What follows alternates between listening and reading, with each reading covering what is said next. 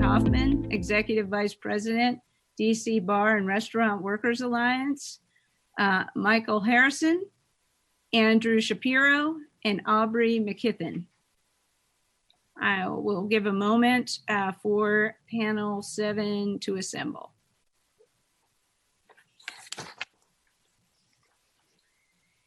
Mr. Hoffman, I see that you are with us. If you want to unmute, and I see your video, you may begin when you're ready. Welcome to the council again. Thank you. Good afternoon, and thank you, council members and committee staff, for allowing me to speak with you today. My name is Zachary Hoffman, and this morning I'm speaking on behalf of the DC Bar and Restaurant Workers Alliance. We are an inclusive, worker-driven platform providing protection, empowerment, advocacy, and tangible services to the bar and restaurant workforce.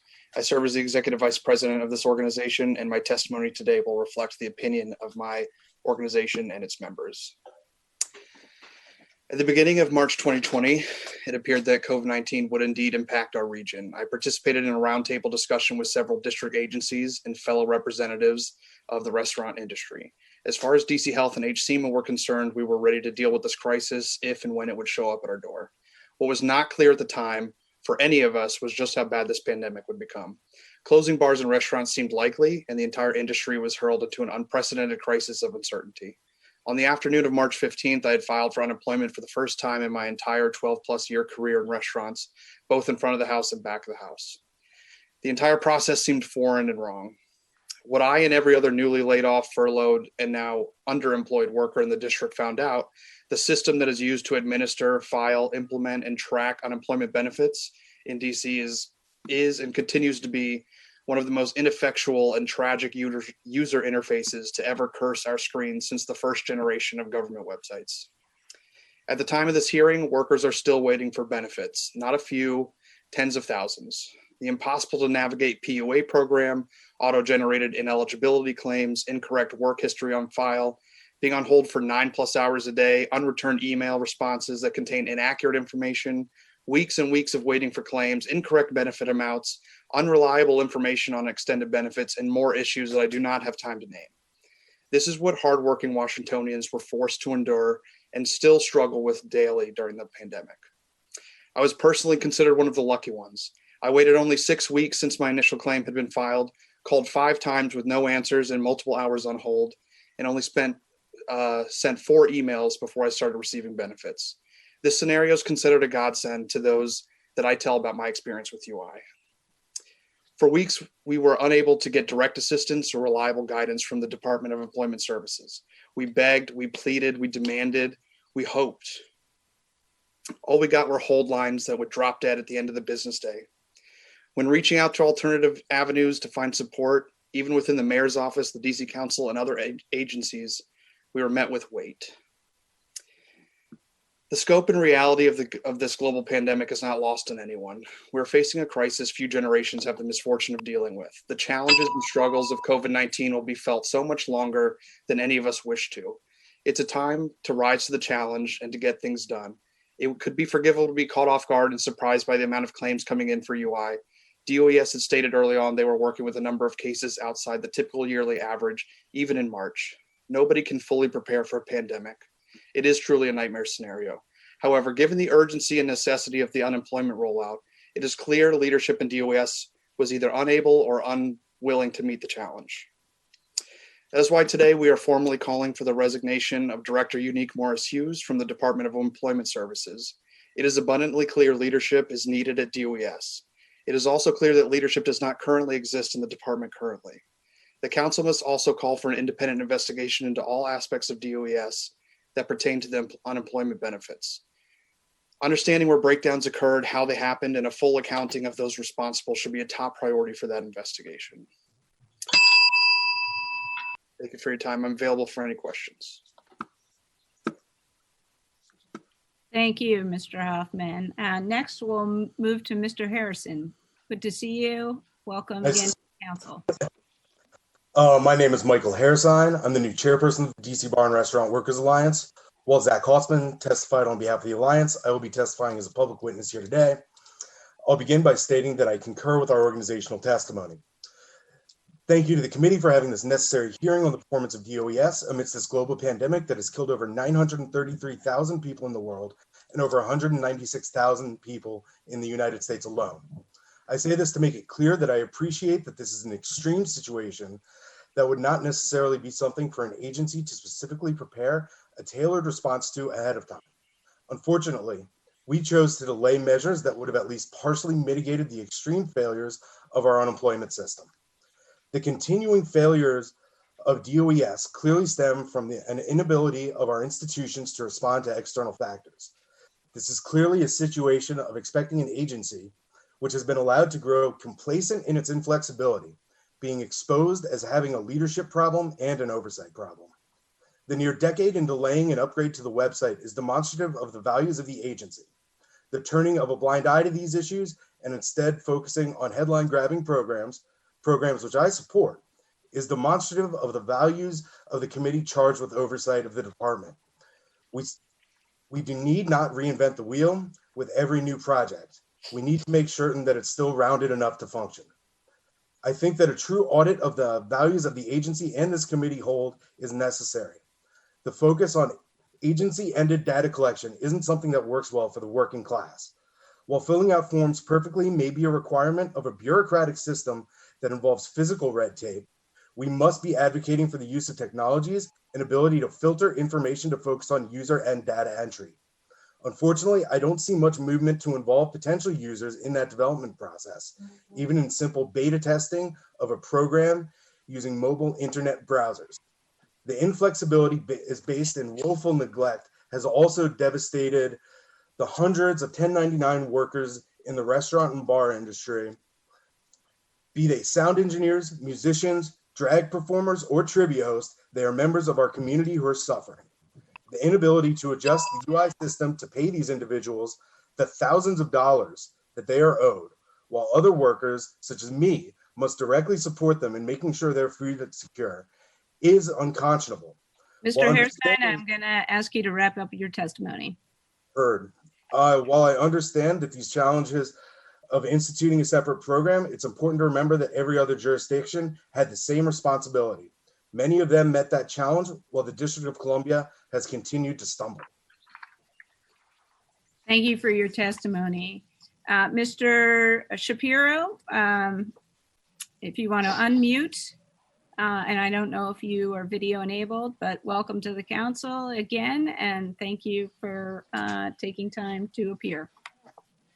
Hi, Councilmember. Yes, thank you. I'm out and about, so I can't do a video, but I just want to say thank you to the committee for holding this hearing today. Certainly it's been very powerful to listen to a lot of people's experiences dealing with unemployment. I'm also someone that's been on unemployment. My experience has been a little bit different, and I'm grateful to hear everyone else's because it just highlights just how difficult, frustrating, and stressful this experience has been. And also, after hearing some of the questions, I want to offer, I think, some ideas that I've thought of that can maybe help go forward, particularly, in maybe making accessible citywide a lot of the frustrations that have been expressed. I want to say I am a unemployed hospitality worker. I also own a small business. I was not employed by that business, so I was not able to go down that route. But I happen to be fortunate because I was actually in the unemployment system from a prior job transition. And I don't know what I would have done without that being in the system, because all of the challenges that I faced were at least helped by having access to be able to get in touch with people that I had dealt with when I went to apply for unemployment initially. And I think that for me is what highlights just how exasperating this whole thing has been, because I understand how completely overworked and just how much sheer volume of work there is for everyone in DOES and all the workers. I think that they have done an incredible job of just processing and all the hoops they have to jump through. I know a lot of people don't necessarily understand all the federal hoops and everything and all the processes. I don't think any of this is their fault. I think it is a clear lack of communication and being able to adjust on the fly. If one goes through unemployment in a normal situation, It's a 3-week long process. You have to go to one of the centers. You have to go through all of these programs. And I understand that that's useful to make sure people have job training skills and, have the ability to get back in the workplace. But that system in a pandemic just doesn't fit. And throughout the process, it felt like there were very few adjustments to dealing with the realities of where they're at. So I can't imagine what it was like for all the people that did not have access. I know that my time is running out, so I just want to say, in regards to the drop boxes, we have an incredibly expansive network of community centers in the city, a lot of which go underused. And I think this is a place where I don't know if drop boxes could be, or maybe we could put some of these resources out in the community so people don't have to go to like Minnesota Avenue or to the other 1 or 2 locations where they deal with unemployment stuff, because it's very difficult for a lot of people to get to those places. And I think it makes people feel like it's inaccessible to deal with the agencies and to get through these processes because they're not like there in their community. So that would be one just small suggestion I would say, and make it possible for people to, and particularly with all the challenges with mail, because I know mail is a big issue for people in the city. I have not personally received a paper form in probably 6 weeks of my unemployment filing, and I know a lot of other people have that issue. So thank you for the time, and Thank you. I'm happy to answer any questions. Thank you for joining us. Mr. McKithen, welcome, and thank you for joining us. You may begin your testimony. You just need to unmute your speaker. Wonderful. Thank you very much, council member. I greatly appreciate this opportunity to speak with you today. You have given me an opportunity to use Zoom for the first time, and a little nervous about it, but I want to just say thank you for that. And I don't want to necessarily spend time talking about improvements, but I do want to spend time saying that it is a very unfortunate circumstance that we all are in. I think you've heard a lot of some of the problems that have transpired. I just want to say that my case I filed back in May, and I still have not gotten anything. But I will say thanks to the persistence of Ms. Joseph in your office, and I would say Margaret being very helpful. Yesterday, I did hear that my process will go through, but I can tell you that I had been my case had been escalated 7 times, and when you get escalated, you have to wait 7 days, and you look, and a lot of time has gone by, and you end up thinking that at this juncture, why haven't you heard anything, or why haven't you been more proactive? And the reason why you haven't been as proactive you like to be is because you get a call, you're on the phone for 3 hours before somebody picks up, and folks will look at your case and they'll tell you that you have everything you need, and it's just a matter of escalating the case and then someone picking up your information. In my situation, I was also told that my case was the computer was not picking up my application. So therefore, my application had to be handled manually. It had to be entered manually.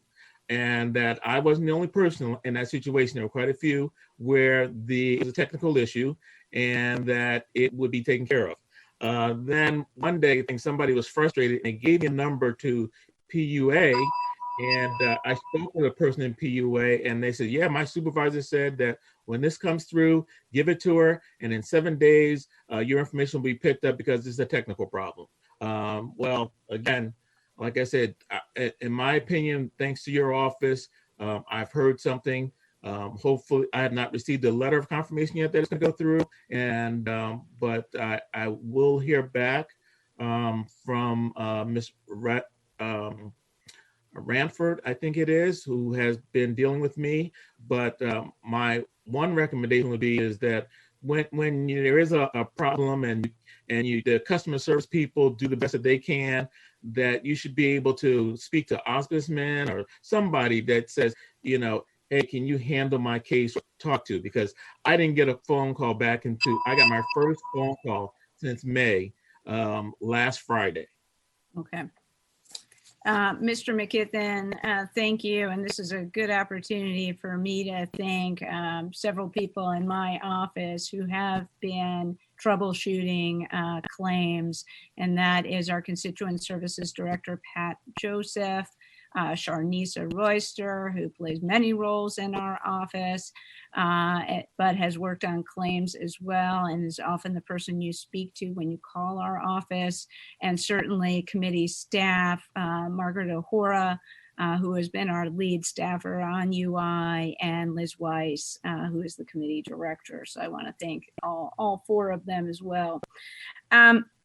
I want to start with Mr. Haresign, Mr. Hoffman, and Mr. Shapiro. It cannot be underestimated the devastation that this public health emergency has brought to the restaurant industry, and that it has changed business practices and business models. It has reduced revenue. It has led to many layoffs and really changed lives. So I want to thank you for coming to testify, especially on behalf of the DC Bar and Restaurant Workers Alliance. And we really, I will say to you, Mr. Haresign and Mr. Hoffman, that the council is very focused on this industry because you are so important to the lives of residents, to our revenue, to the city in general, and as well as just to the cultural value of our city. So you're very important. Has the DC Bar and Restaurant Workers Alliance as a group worked with DOES to talk perhaps specifically about some of the issues that restaurant workers have had with the UI and PUA system? Have you engaged at all with the agency on behalf of the Alliance, and what has been the result? Yes, we've made multiple attempts to contact DOES, especially at the beginning, at the start of the kind of UI waves that were coming. Not only could no one get in touch with them generally, but couldn't get in touch with anyone specifically about individual claims, personal claims, or any such way. That kind of forced us to go outside of the agency and kind of back into it. We had help from the director of nightlife and culture and the mayor's nightlife and culture office with Sean Townsend, and really just trying to get everybody's claims sorted. And there really was no response from any attempts to try to figure out how to make things work better. Okay. Let's see. What has you have been watching the hearing? What are points that you want to make that you don't think have been either made or emphasized enough yet? I don't know that anything hasn't been made yet, but I think the emphasis needs to be on the complete and total failure of the UI infrastructure as it stands today, and how DOES has been clearly showing a pattern of negligence in their administration and creation of a program that allows benefits to be administered to residents. Okay. Yeah, either you or Mr. Haresign said that this is more of a failure than neighboring jurisdictions in other states. So you have I imagine you represent workers in Maryland and Virginia. Mm-hmm. And are you saying that they have had better experiences, and why has it been better? So I brought that up.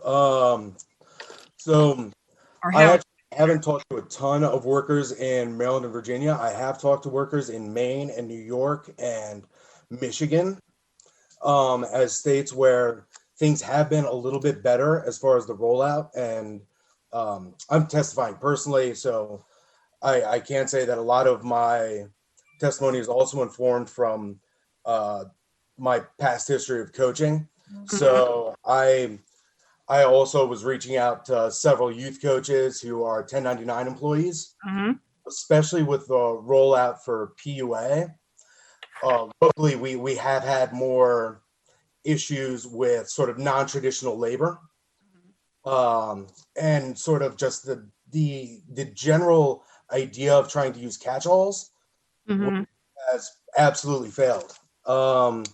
The other jurisdictions have been able to update it. Ours was actually even worse off, sort of at a starting point than other jurisdictions. They also sort of have appeared to, at least appeared, I should say, been more nimble in their responses and been able to make the adjustments faster. Okay. I apologize. I don't want to use all your time. That's I know it's a long day. Mr. Shapiro, Yes, I'm here. are you on unemployment currently, or you are no longer on unemployment? Well, I have a couple of part-time jobs, so Okay. I'm still on unemployment. I'm just on in that hybrid model. I want to add, I didn't get time to say this in my testimony. For me, I think the biggest failure was just the lack of communication. And, I ended up attending kind of forums held throughout the city by different council members. And it was through those forums that I found out a lot of information about both the PEUC and then the other one, the third one that you go on. The extended. Yeah. And, I just felt like this is crazy because, there was never a clear line of communication about what people should do. I know the names were extremely confusing to people and people were getting like mixed up in all of that. And I know that there were attempts to explain it. I just felt like people were kind of having to chase all over the place to find out what was going on, what X, Y, and Z meant, what they should do. I know one of the biggest issues, I did talk with a lot of bar and restaurant workers because people knew that I had been on unemployment. So a lot of people reached out to me. And one of the biggest challenges and issues I got questions about, people just didn't know how to answer along the way. If they went back to work, if they got money, people were experiencing, if they answered something wrong, they were booted off. They were afraid to take jobs because they knew they might lose that job and they would have to go through the process of reapplying. People were terrified to answer honestly because they knew an honest answer in a lot of cases. And there were lots of examples of people answering honestly, and it led to like larger issues. And so my biggest recommendation, and based on my experience and all the people I talked to, was the communication and figuring out a clear portal of making sure people know the processes and what to do. And it just seemed like throughout, there was just never a clear plan to attack that. And as a result, in my interactions with bar and restaurant, yes. I don't mean to interrupt, but I asked you because many of the workers, particularly in the restaurant industry, who were immediately impacted by the pandemic and the public health emergency when it was declared, I think either March 13th or 16th, and restaurants had to shut down, are now nearing the 26-week expiration of benefits. It's today. Are you near? You're there today. Okay, great. Have you received any notification from DOS that you are at your exhaustion point and what to do next?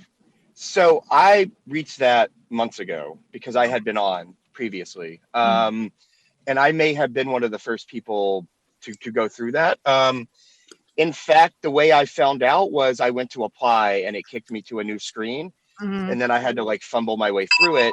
And of course I messed it up. And so that actually that process caused me to have a 5-week delay in getting benefits. And, I was thankful that I had contacts, but yeah, that I forgot about that. But that, yes, I did get the notice when I logged onto the website. Of course, I answered a question wrong. It then put me in a 5-week delay for getting benefits. But it wasn't explained at the time. And I think it just kind of hit and people were scrambling to figure out what to do. Okay. Thank you, Mr. Hoffman, for using the chat to move us along. So you say no notice, no instructions, no oversight. Thank you. So one of the things we'll be discussing is that seems like, just like we had that PUA address, which said the PUA application is online, it seems like we should be notifying every applicant who is within, I'd say, 2 weeks of exhaustion of benefits that you are within 2 weeks of exhaustion of your initial 26 weeks. You can apply and you should apply for the 13-week extension, and here's how you do it. Yeah, So and we're working with the with agency. very clear instructions, because I think people are very confused about how to do that. And they don't realize you actually have to wait until your initial benefits expire before you can reapply. I will say the way that I learned about the third extension was actually through a neighborhood forum. And I had no idea that even existed. So, you know, I'm pretty on top of this. If I didn't know, then I'm sure a lot of other people didn't This is know. the extended benefits program, Mr. Shapiro? Yes. Yeah, the extended benefits. And I imagine there are people that are going to start hitting that as well very soon. So that would be extremely helpful if something is released so people know what to do. I agree. I thank you, Mr. Shapiro. And Mr. McKithen, I don't want to, you are a PUA claimant. That is correct? That is correct. Okay. What problem were you told by the agency, if any, was the reason for the delay of your payment? Well, as I said, I was told a computer problem, and that the computer was not reading my information, and then therefore it was being escalated so that it in turn could be picked up by the PUI person to put the information in manually. And but I do think that one of the other problems is you're never getting a call back to say that this is happening. I always had to be proactive and make that call. So your claim, and I know we're working with you, your claim was escalated 7 times. Is that correct? That's correct. Okay. And when you looked into your claimant portal, was there any indication of what was going on with your claim? No, it just said keep filling out the forms, and that, you know, I'd hear something back. And my final question for you is, have you received this notice of monetary eligibility and determination? Have you received anything in August from DOES? I have not. You have not.